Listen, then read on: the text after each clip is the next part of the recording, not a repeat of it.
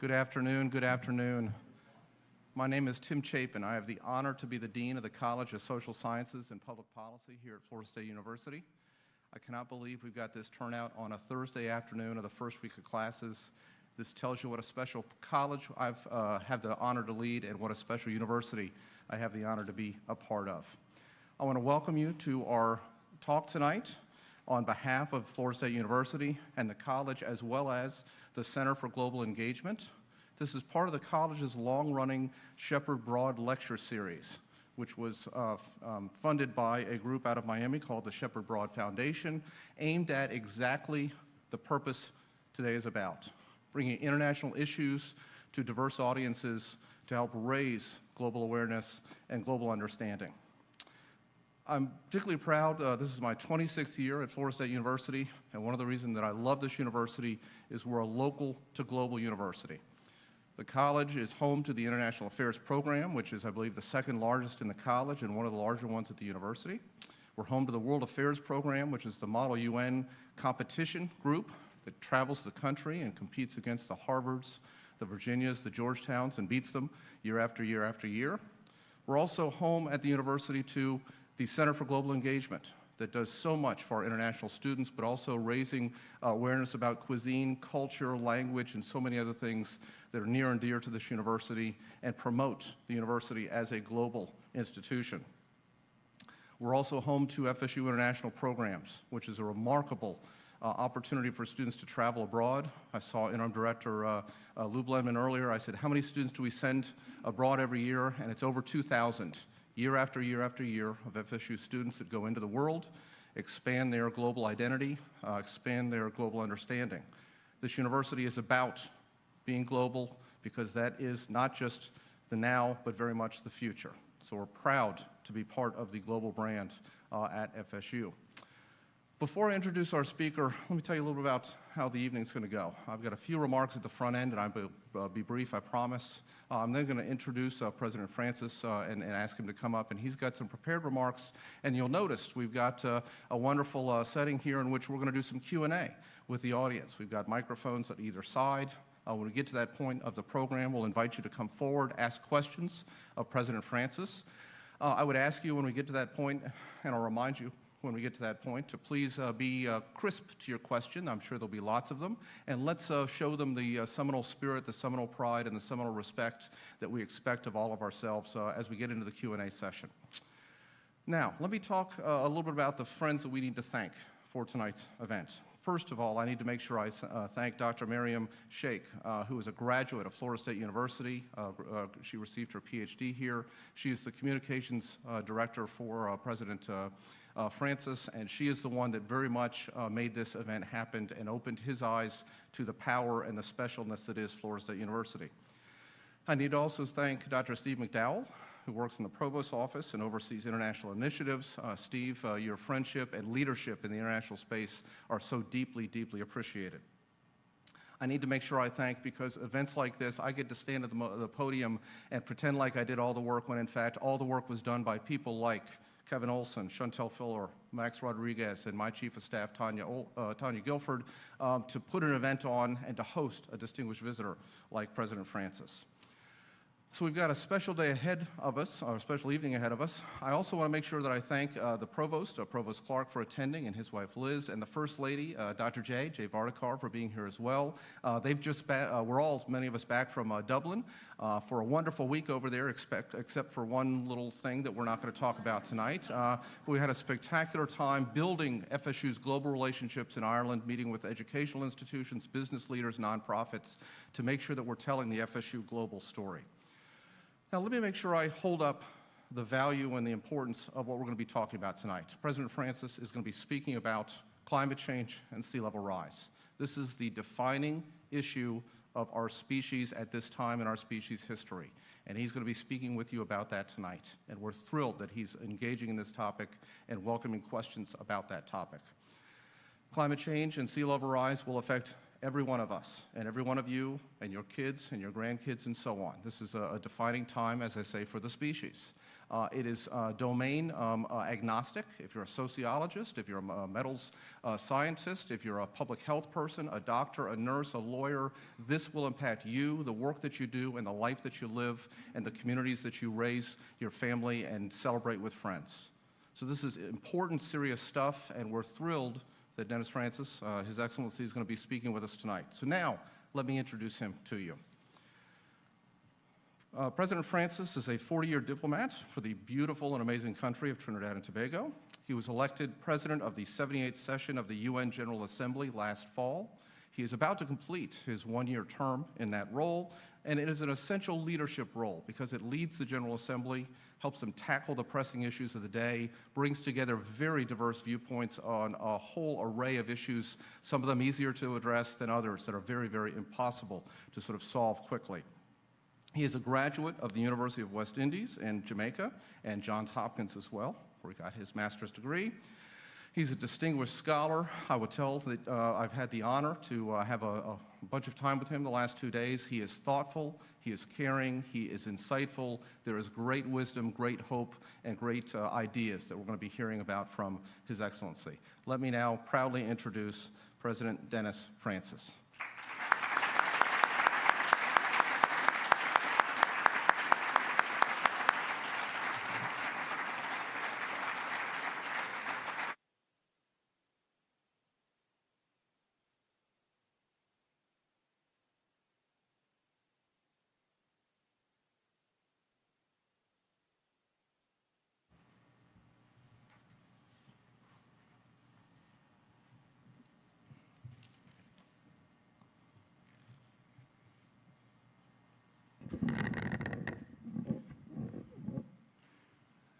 Thank you ever so much, Dr. Chapin, for that warm introduction and thoughtful introduction. Good afternoon, all. Dr. James Clark, Provost of Florida State University, Mr. Tim Chapin, Dean of the College of Social Sciences and Public Policy, Dr. Jai Vatikar, First Lady of the University, members of the faculty, students, distinguished guests, ladies and gentlemen. I am delighted to join you here today on this renowned Florida State University campus at Tallahassee. I am sincerely thankful to the organizers of the Ruth K. and Shepherd Board International Lecture Series and the Engage Your World Series for the opportunity to do just that, to engage you today on issues of global interest, some existential, but certainly of global importance. I express my deepest gratitude to Assistant Provost McDowell, Dr. John Mayo, the director of the Engage Your World series, and the FSU for the kind invitation. May I also express my appreciation to Dr. Richard McCullough for the warm welcome and thoughtful remarks he's made when we met earlier this week. We had a very productive and fruitful exchange earlier this week, and I know that if it were possible for him to be here, he would be here.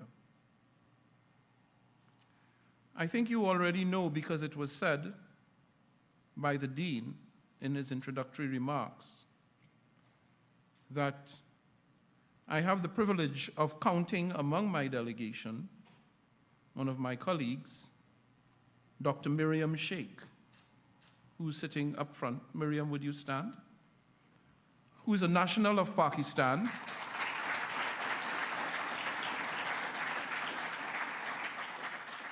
She's a national of Pakistan and a much valued member of my team.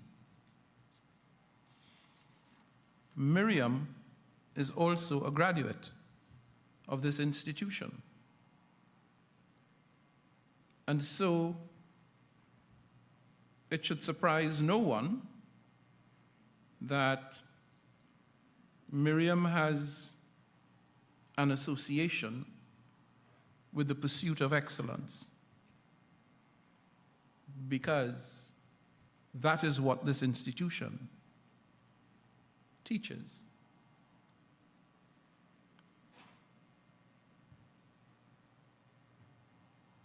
Without any doubt, tertiary institutions like the FSU play a crucial role as society's great developers and liberators of the human potential, advancing public understanding, shaping societies, and building our collective consciousness and future. The future, and what we must do together to secure it, is what I intend to speak with you about today. A transformative future brimming with boundless potential, and one that is propelled by remarkably and rapidly evolving innovations and revolutions that are constantly updating and unleashing our human potential and redefining what is possible. Alongside the boundless potential, the reality is, however, that the future is fraught with profound risks and uncertainties. Risks that we must fully grasp and address immediately in order to ensure humanity's continued well-being. While there are numerous other pressing global issues, including internal conflicts, ongoing aggression against sovereign countries like Ukraine, and escalating violence worldwide in places like Haiti and the Sudan. As you asked me, today's lecture focuses on one of the most formidable risks we face: climate change, a deepening major challenge that is, in fact, existential. It brings a slew of interrelated effects, many spanning borders and all affecting future generations.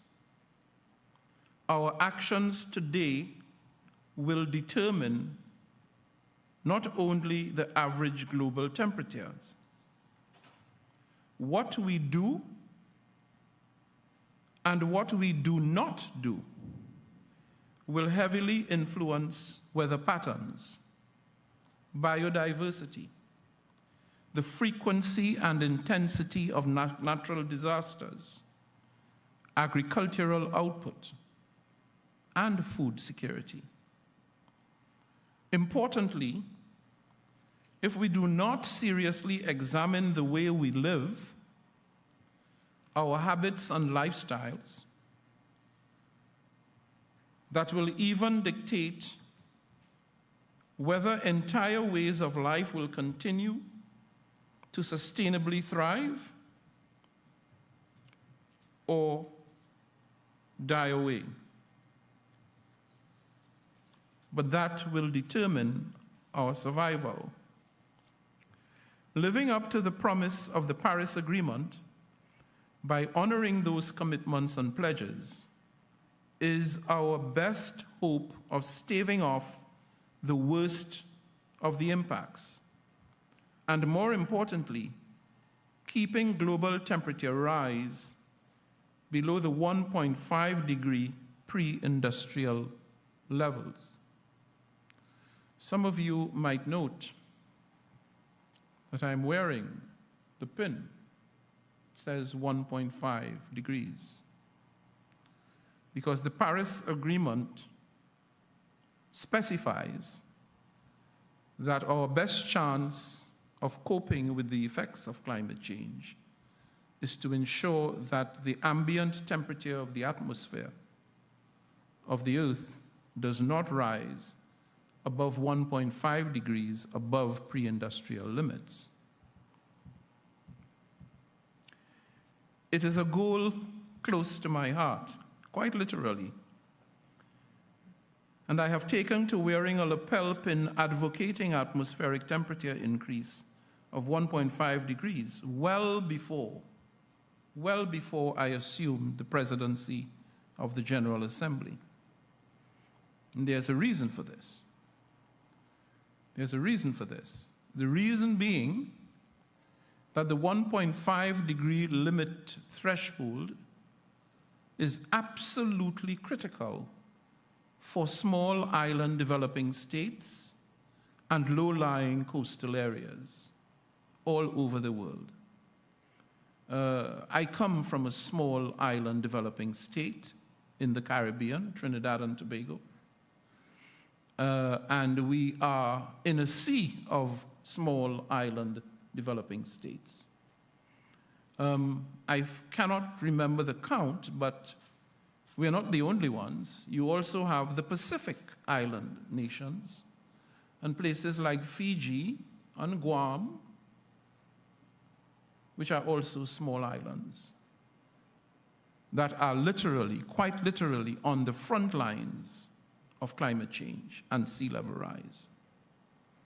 So these small island states are quite literally the most vulnerable countries to climate change. They're not the only ones. The least developed countries, country like Bangladesh, for example, also has that risk. And so it's very important that we keep our focus, and not just our focus, that we maintain the commitment that was manifest in Paris and that formed part of the agreement to get and maintain the 1.5 degree limit. But I have to tell you, the performance has not lived up to expectation. The Secretary General of the United Nations now speaks about global boiling, not global warming. Global boiling. We are going in a direction opposite to the one we need to be going in. We need to be decarbonizing the atmosphere at high rates with the cooperation of all members of the international community. All 193 must make a contribution. We must share the burden of acting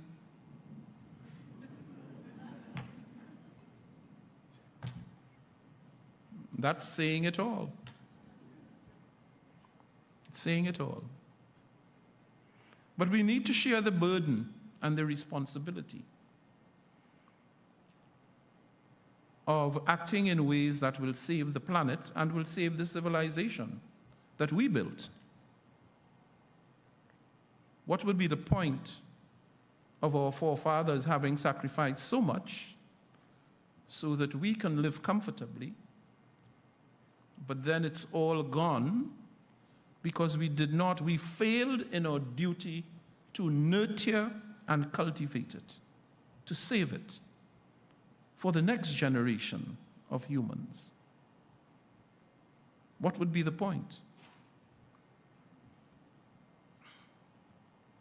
And so it is a goal that we must all set ourselves urgently to achieve. Sea level rise, global warming, and proliferating disasters, including hurricanes and floods caused by climate change, can no longer be spoken of as abstract, looming dangers. They are present realities unfolding before our very eyes. In 2024 alone, for the first time ever, global warming breached the 1.5 degree limit for an entire year. July 21 was registered as the hottest day on Earth since record keeping began in 1940. Then the following day, July 22nd, broke that record again. Right here in the United States, 2023 broke the record for the greatest number of deaths resulting from extreme heat. That is, 2,300 people tragically lost their lives in 2023. And 2024 could regrettably even be worse. Extreme weather events caused by warming air and ocean temperatures, once rare, could become annual occurrences, affecting close to 1 billion people living in low-lying coastal areas. As Floridians, you know only too well that climate change is not a tomorrow problem. Just recall how recently Hurricane Debbie, which made landfall not far from here, left a path of massive destruction in its wake, from Florida to the Carolinas.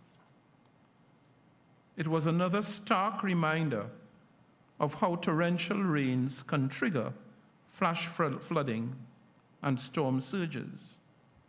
Nearly 40% of Americans live along the coast, where sinking land only adds to the threat of sea level rise.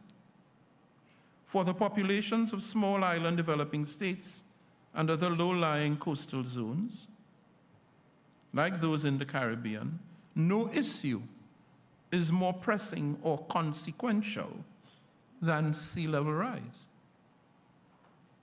For islands such as the Maldives, which consists of 99% water, ocean that is, and has a maximum elevation of merely 2.4 meters, roughly, that's 6 feet above sea level. Even a modest rise in sea levels could have catastrophic consequences, potentially making continued habitation untenable.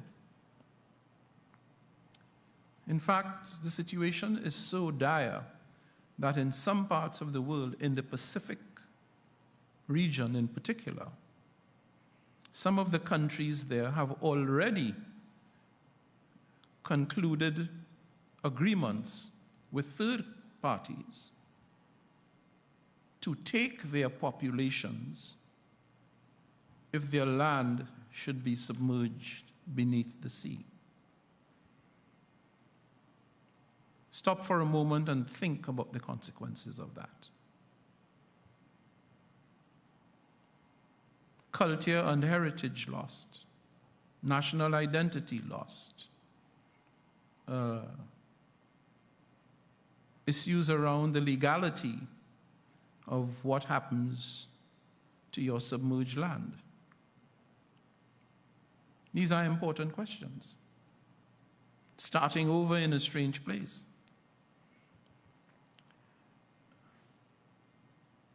And starting over because we, the collective we, neglected to do what could have been done and should have been done to avoid it.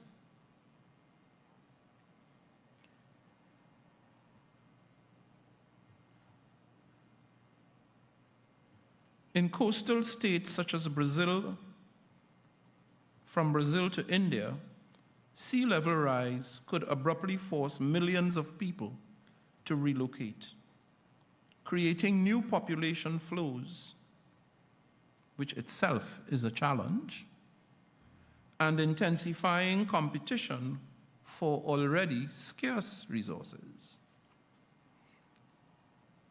The cascading effects extend beyond these immediate impacts, influencing regional stability, economic viability, and international relations.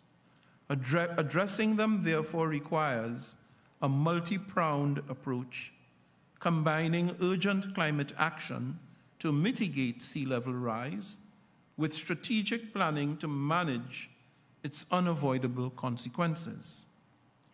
Building resilient infrastructure, implementing disaster response strategies, including early warning systems, and promoting sustainable economic practices are vital steps towards safeguarding vulnerable communities and ensuring a viable future for affected communities and regions.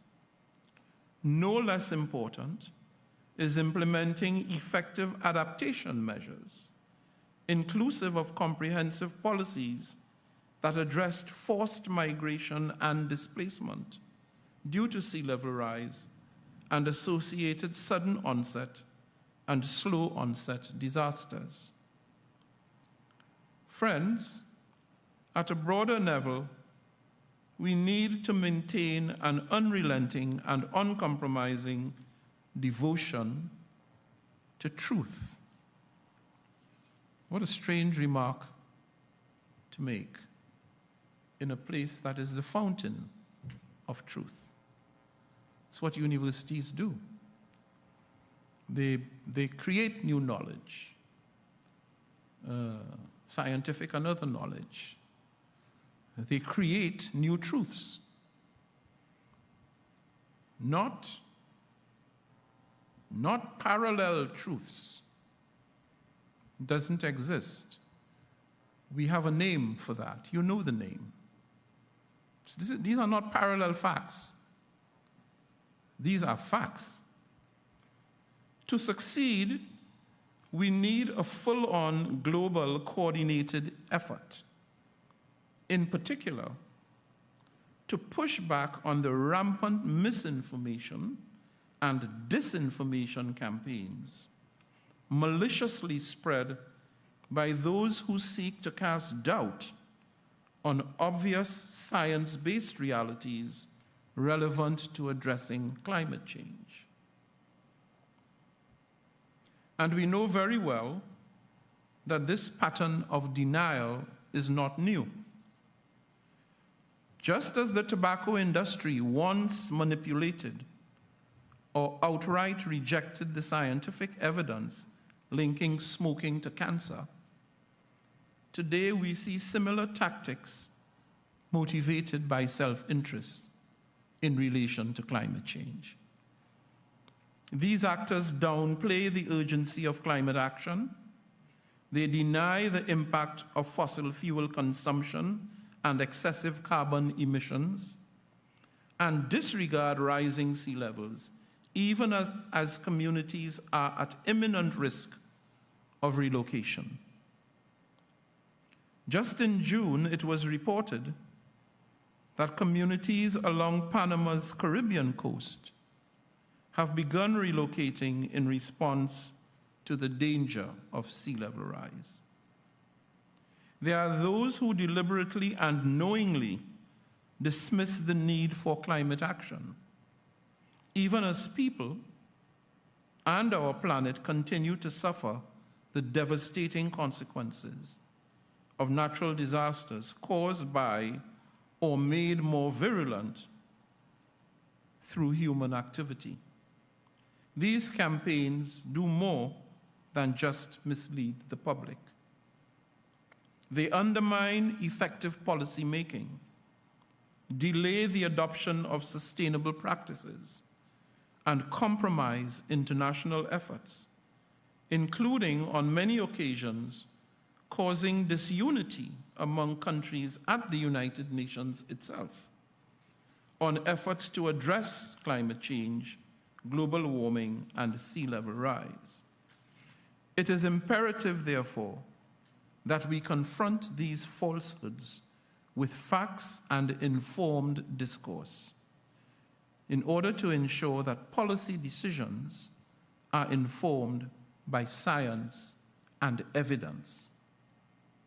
Dear friends, as I conclude, let me emphasize that as academics, you too bear a particular moral responsibility to challenge mistruths, distortions, and outright lies, and to promote the irrefutable facts of science to the general public. It is crucial to ensure that people are properly informed and aware of the real dangers and threats in order to empower them to make their decisions about their lives, in order to empower them to make informed decisions about their individual lives and that of their communities. Moreover, as young people, the next generation of global leaders, who I like to think of as globalists, people who understand that we may live in different countries, but we actually are all connected. That action taken in one place reverberates and affects what happens half a world away. Half a world away.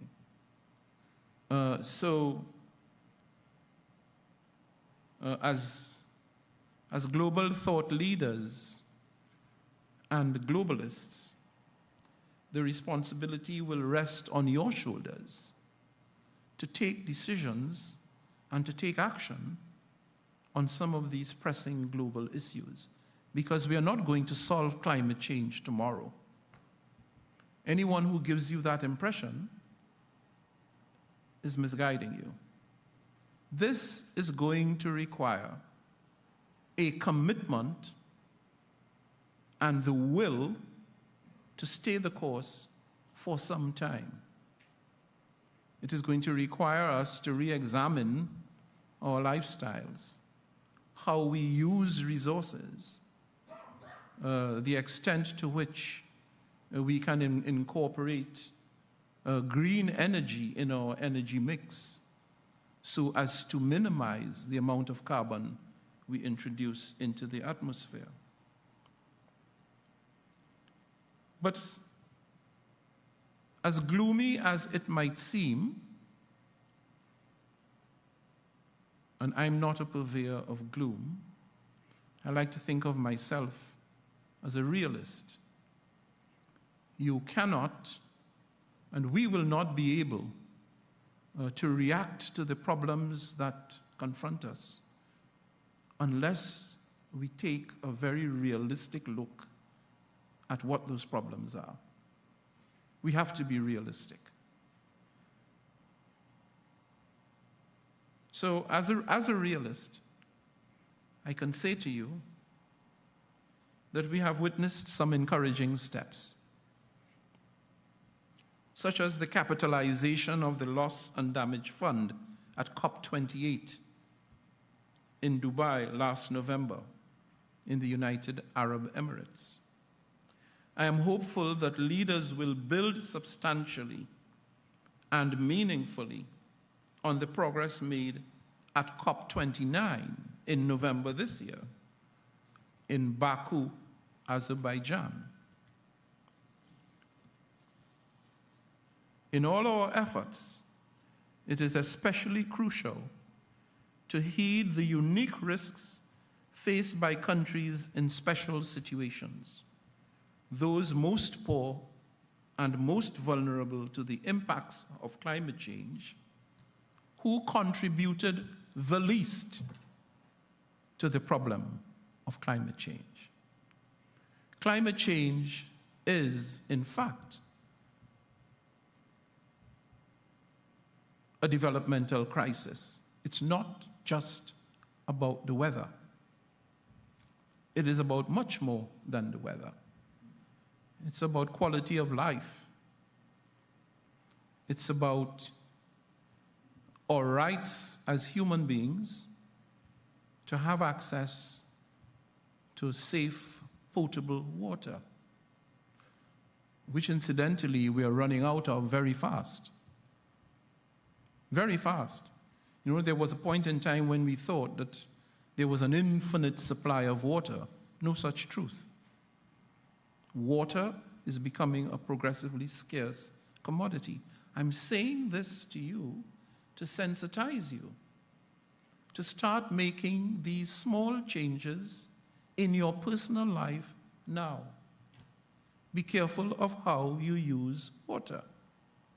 We have to manage it in order to make it last as long as possible and to keep it available as an asset for future generations. You know, we spent a lot of time and effort trying to determine whether water exists on other planets. And just a couple of weeks ago, NASA announced that they had found evidence of water on Mars. So, but that water is on Mars. We are on the Earth. So we need to act responsibly. That is what being a globalist means. It means taking stock of where you are, when you're here, and what you can do to help to improve the living conditions on the planet and the sustainability of the planet for all times and for all people.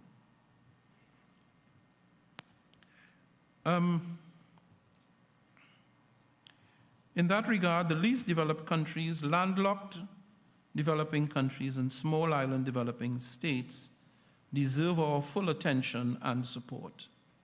There are several immediate ways you can make a difference. For example, I encourage you all to voice your support leading up to the Summit of the Future in September, during which world leaders will convene at United Nations headquarters in New York to forge a new global consensus. Consensus is a big word for agreement. Agreement on strengthening our multilateral system to better serve both people and planet. Why does the multilateral system need strengthening?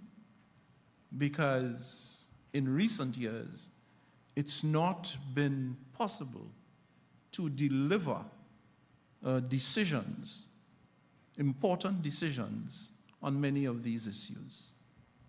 We go to the climate talks and we make grand statements, we make all sorts of commitments, and sometimes the follow-up action does not equate with the commitments given. That is not good for building trust. And people you do not share your most personal thoughts or secrets, nor do you make agreements with people you don't trust. So we have to work on building trust, and we're doing that very much so in the UN.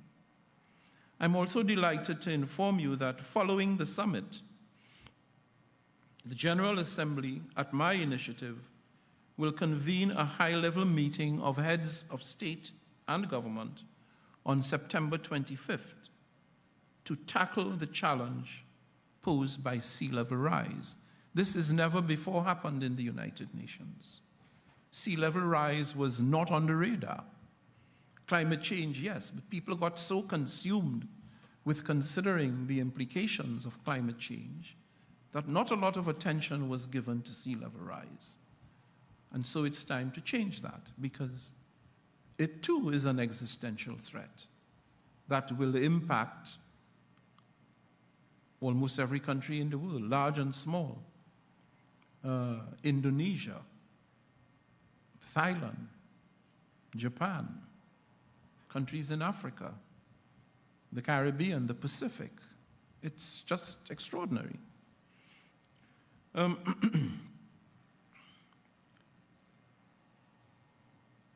This will mark the Assembly's inaugural formal meeting, and it is a crucial step in addressing the whole question of sea level rise, with a view to delivering in time practical solutions for the affected states and frontline communities.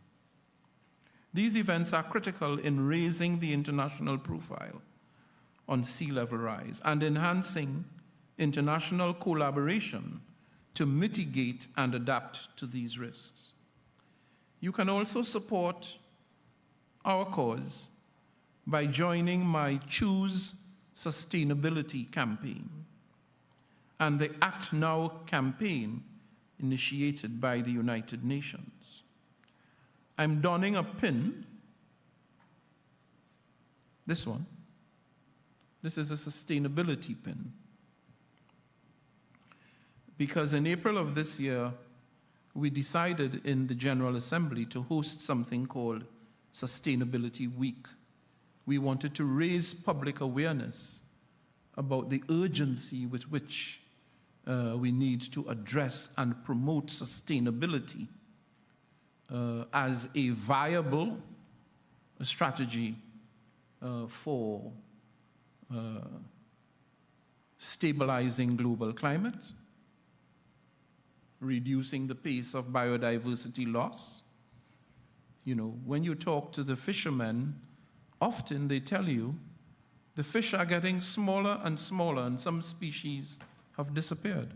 Why? Because we've overfished them. The Canadians will tell you. I know that the spouse of the provost is Canadian.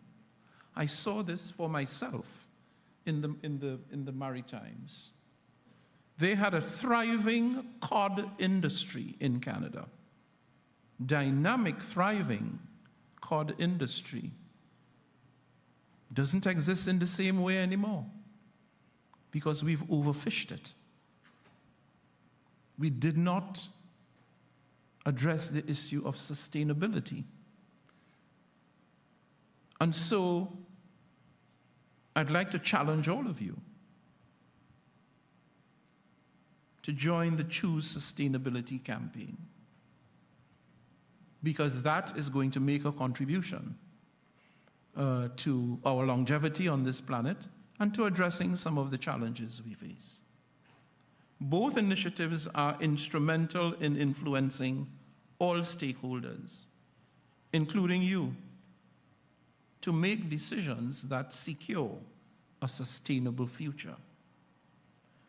I know that many of you are passionate and have ideas of your own, ideas which I'm eager to hear.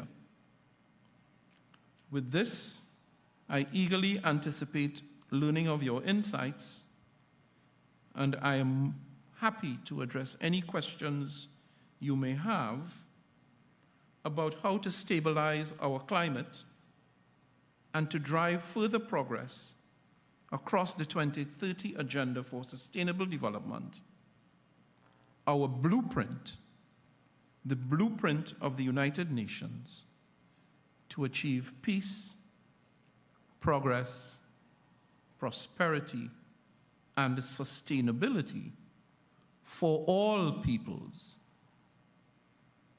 without exception, everywhere. Thank you very much.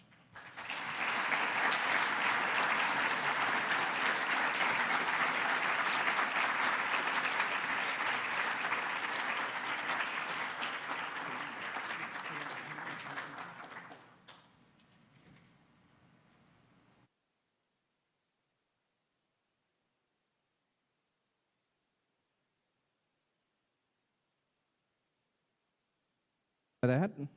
Now we're live. Thank you, Mr. President, for that invigorating and very, very energizing speech. The way this is going to work, dear friends, is we've got microphones on the two aisles over here. We want to encourage you to, if you have a question or one of those big ideas for the President, you're welcome to come up and share that. But I wanted to seed the soil a bit and have you talk about the other pin on your lapel. This the Sustainable Development Goals pin. And I happen to be wearing one of these because the president gifted this to me earlier. Can you talk just a little bit about the Sustainable Development Goals and what they have to do with this, the broader themes of your talk here today, please? So, is it on? I'll get that one. There you go. By way of context, you would remember that with the new millennium in the year 2000, there was a decision in the UN to work upon something called the Millennium Development Goals. The Millennium Development Goals became the subject of work between the year 2000 and 2010. The performance was mixed. And then the UN decided that we needed a successor to the Millennium Development Goals. And so what was decided was that we would emphasize the urgency and need for sustainable development, because the gap between the rich and the poor globally, rather than closing, was increasing at a ridiculously fast rate. And that gap is not just between rich countries and poor countries, it's also happening in country. The distribution of wealth within countries showed a pattern where large numbers of people had actually been left out of the magic of growth. The conclusion was that as important as globalization had been, it had left some people behind. And so this needed to be addressed, to give everyone a stake in the system. That makes it sustainable. When people have a vested interest in something, when they see that they have opportunities to be their best selves, they're very unlikely to launch a broadside attack to destroy or undermine it. And so the Sustainable Development Goals were decided upon. There's something called Agenda 2030, which is to implement these goals, of which there are 17 by the year 2030. And the Sustainable Development Goals relate to ways and means of closing that developmental gap, of making it more manageable. So, for example, the first SDG says to significantly reduce global poverty, because there are 900 million people now living on this planet who live in abject poverty. They will never, ever be able to get out of that poverty unless we do something different. Then there's another 900 who live in hunger. They do not know where the next meal is coming from. They are unable to feed their kids. They cannot send their kids to school. In many instances, the kids have to go to work in order to help the family to survive. This is happening in many, many countries in the global south. And of course, without an education, your chances are immediately and automatically stultified. You have very little chance of succeeding. You know, we don't take your presence here in this institution for granted. There are many, many places in the world where this cannot happen. So you are, in fact, you might not think of yourself this way, but you're in fact privileged. You're privileged to get, you know, a tertiary education that will launch you into a career that might give you, I hope will give you great fulfillment and satisfaction and a high standard of living. But we cannot assume that this is the case everywhere. It's not. And so the Sustainable Development Goals relate to things like having access to clean, potable water, because in many places in Africa and in India and in Asia, that is not the case. Children cannot consume that water because it's polluted. It's dirty. It creates disease, diphtheria, malaria, all of these things. So there are 17 Sustainable Development Goals. Things like access to affordable energy, affordable non-polluting energy. This, of course, will help with the green transition to address the climate change issues we were talking about earlier. 17 of them. And if we can manage to get those done by 2030, we would have solved most of the problems of the world. So we've got about 6 years to fix everything.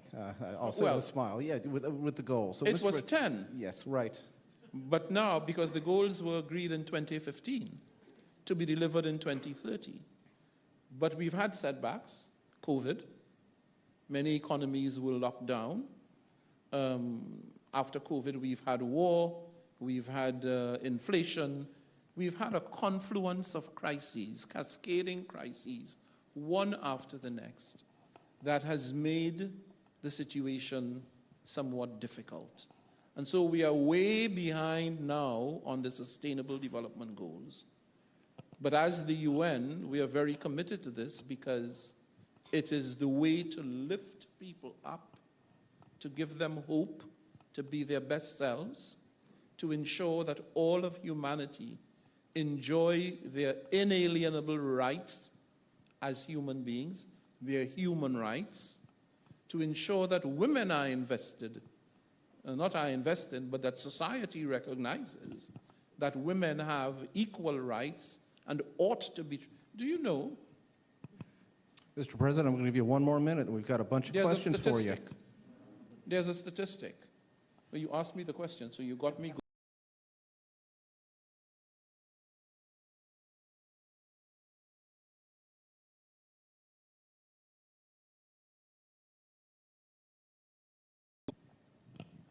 It would take 265 years, believe it or not, for women functionally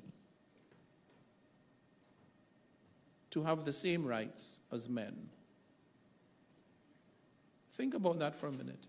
In many parts of the world, for example, women cannot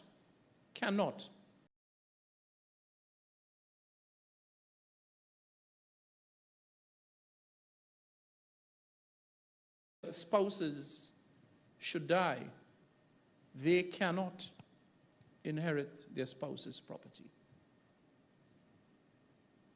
That is how entrenched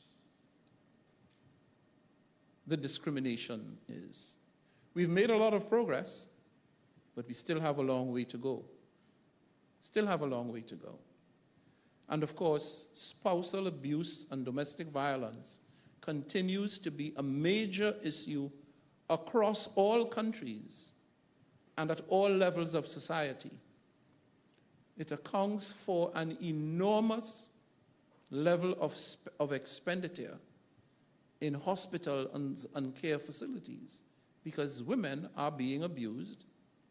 Often, this ends up with them being killed by an abusive spouse or boyfriend.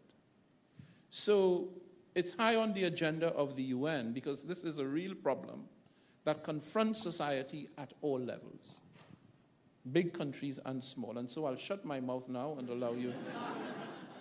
I think we're wrapped with attention and we're hearing the insights, but I do want to give voice to our wonderful attendees. To our left here, please, a question for President Francis. Hello, thank you for being here again, Your Excellency. My name is Miriam Alverhiel, and a question I have is, it's been proven more than 10 years ago that 80% of the Earth's biodiversity is protected by indigenous peoples, and that they have an unrivaled, intimate relationship with sustainability in this manner. If so, how, does the UN General Assembly, and your administration in particular, look at the study, documentation, and implementation of the indigenous cosmovision and epistemology in the attempt to combat climate change? Thank you very much for that question. It's a very interesting question.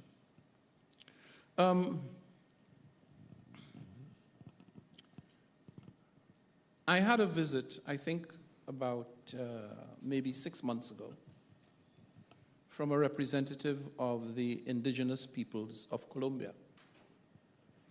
And he said to me that I think a decade or so ago, long before I arrived at the UN, there was a decision of the General Assembly to facilitate and take action to allow and increase the participation of indigenous peoples in policy development in the UN. Decision taken, but his complaint was that nothing had happened. Nothing had been done about it. Now, I am one of these people who believe that if a commitment is given, it must be honored. It's a matter of principle. And so I decided that we were going to take this issue up. Long story short, I appointed co-facilitators. These are ambassadors. The ambassador of Canada and the ambassador of Peru, both of which, incidentally, both countries have strong indigenous populations. I appointed them both to co-facilitate a process to determine the mechanisms to engage indigenous peoples. They've just written to me a letter outlining what they have achieved. I haven't been able to study it in detail because it arrived, in fact, just the day before coming here to Florida State University. But I say that to say this, that the UN is ever conscious of the need to include a diversity of voices. People who have information and knowledge and expertise, people whose lives are being directly impacted by policy being developed at the UN, global policy. We want to hear from those people. We want to have their inputs because they have perspectives that we don't have. I've never been an indigenous person. I've read the implications, how it has impacted their lives being indigenous. And you'd be surprised at some of the things.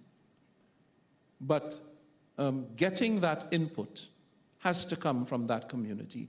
And I'm happy to say that we're taking action. It is not perfect.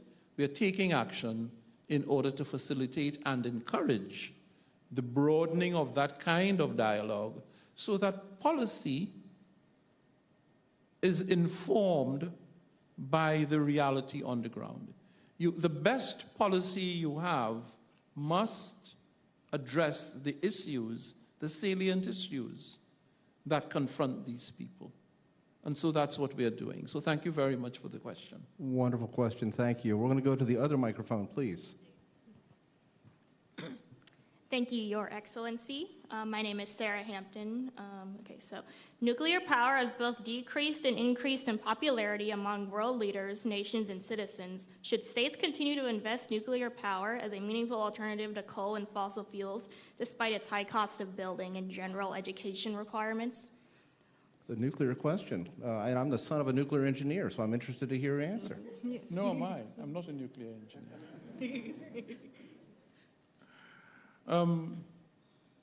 This is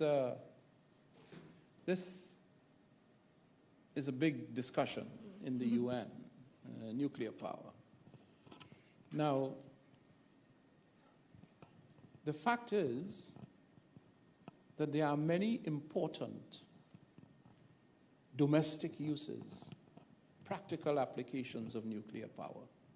It would amaze you. Of course, the obvious things are in medicine. But nuclear power has been used in agriculture, in global emergency warning systems. It's everywhere. Domestic uses. But I have a feeling that's not what you're talking about. You're talking about nuclear weapons. Nuclear weapons, and what that means for the safety and stability of the world. Well, I once wrote a statement in which I said that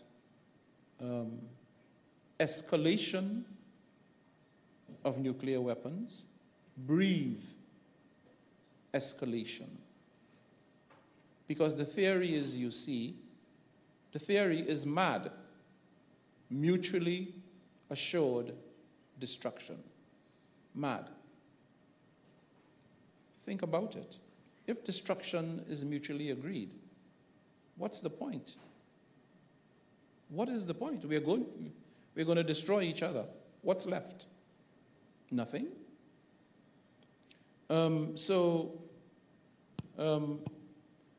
There is a strong movement towards denuclearization. I don't anticipate that it is something that will happen in short order.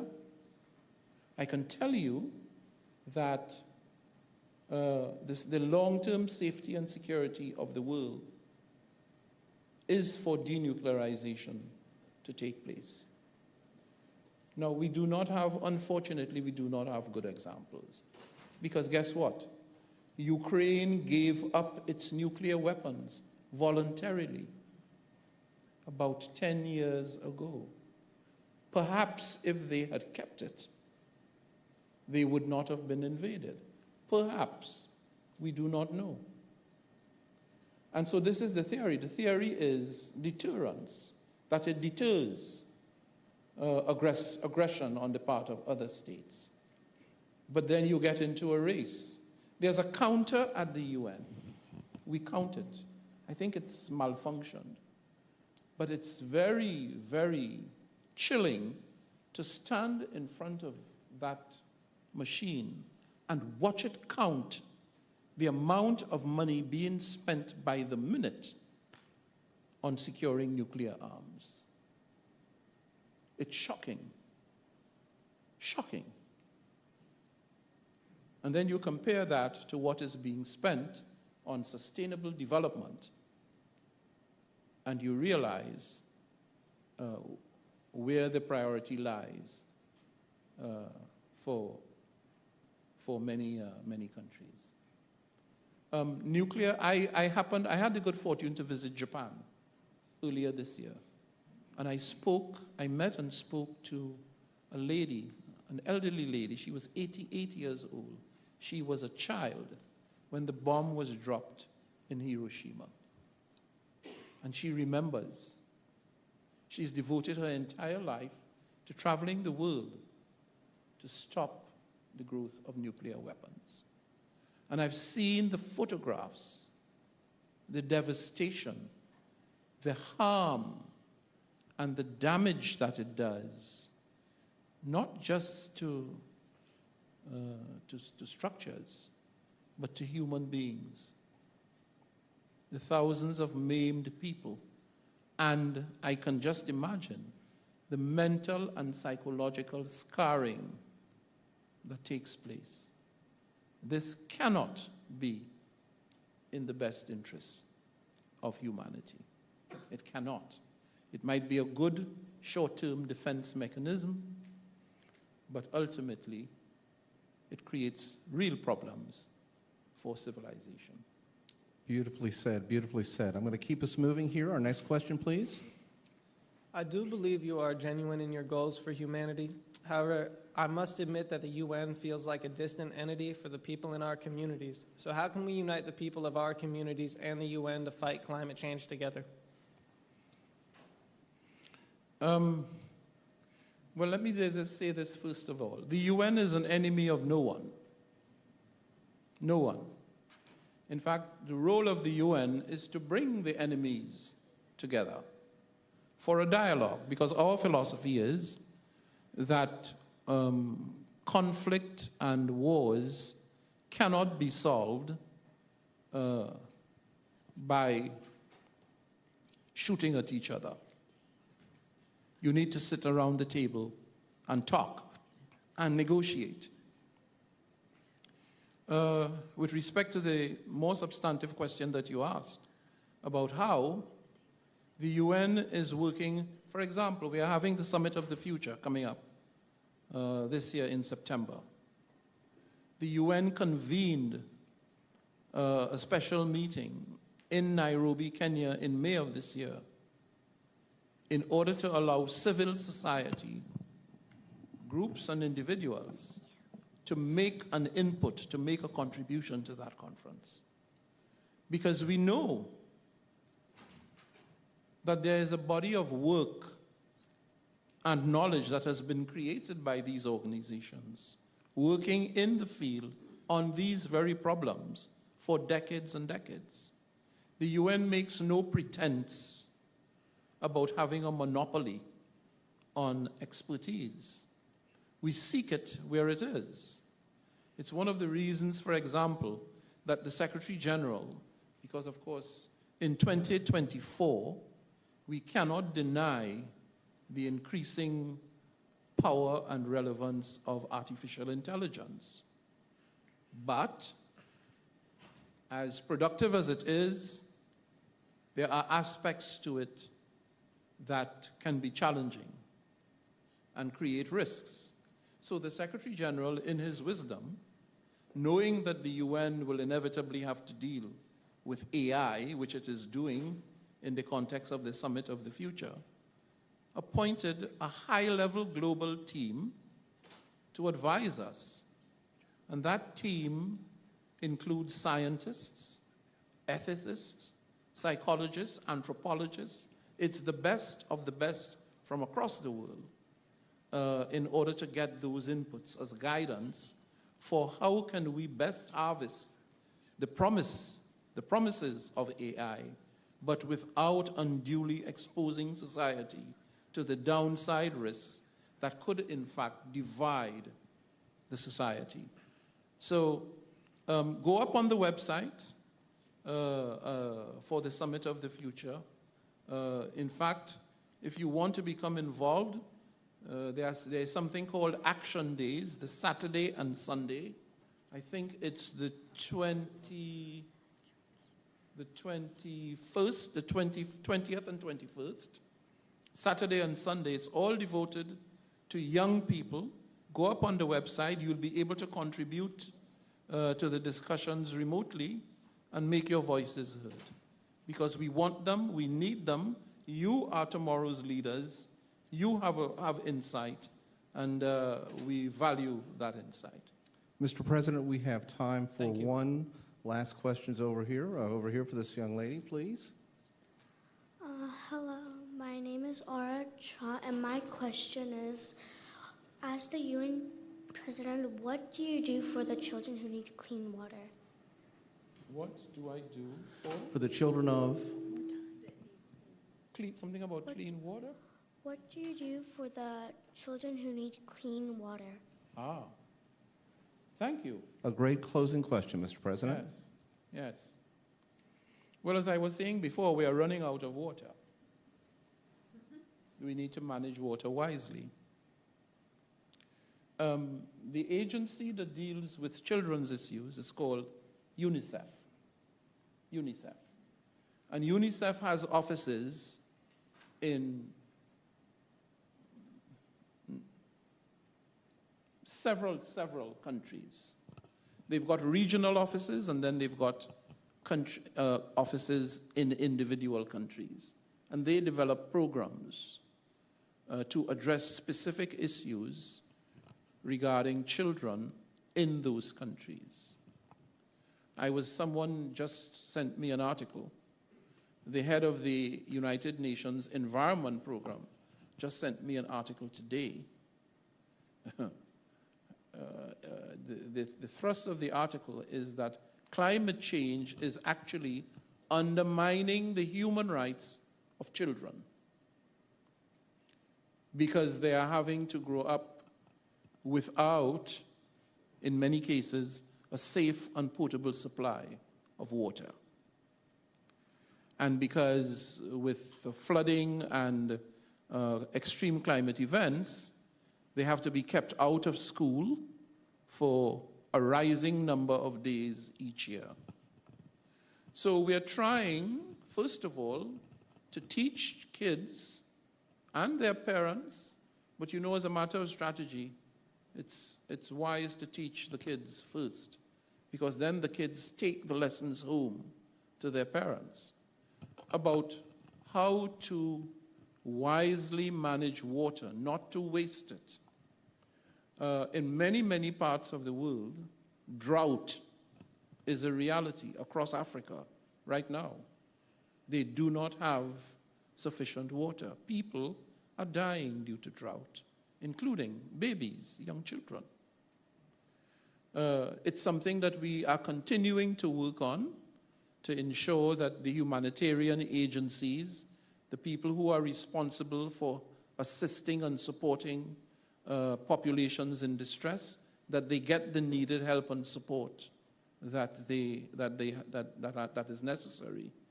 But it's a challenge because of the large demand, the number of people, and often because of the political dynamics of the situation where guns are blazing, so it makes it very difficult for humanitarian workers to have the kind of access that they need to deliver these services. But thank you very much for your question. Thank you. As I bring this to a close, I want to hold up for you that for the students in the room, there are many courses across the entire university. I'm sure that every college has coursework that touches on the issues that have been brought up today. We could do Q&A for hours and hours and hours. We unfortunately don't have time for that. I want us to make sure we give a robust, seminal thank you to President Francis for his great talk today and his time meeting with us. It was an honor, sir, for you to have you speak with this community. So please, a nice round of applause for our dear guest.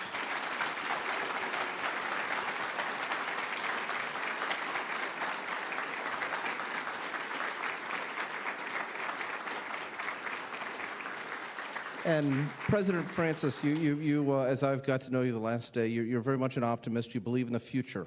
I'm going to give you 1 minute, and 1 minute only, to give us a closing message about the joyful future that you have been speaking about the last day with us.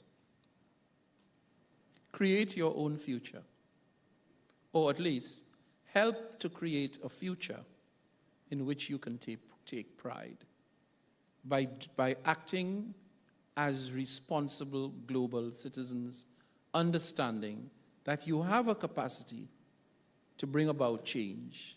You can be empowered to effect change in the system that would address the need for us to take stock of where we are and to change things in a way that helps the climate, helps the issue of biodiversity loss, helps, for example, the issue of antimicrobial resistance. Many of you may not know that we are running out of antibiotic drugs because they are becoming less and less effective. And something has to be done about it because 5 million people are losing their lives each year to this problem. If we don't do something about it, the numbers will rise precipitously. And so I challenge you all. You're young. You have your entire lives ahead of you. Understand that as young people, you have the power to effect change. Act globally. Act sustainably. And choose sustainability. Thank you, Dean. Thank you, sir.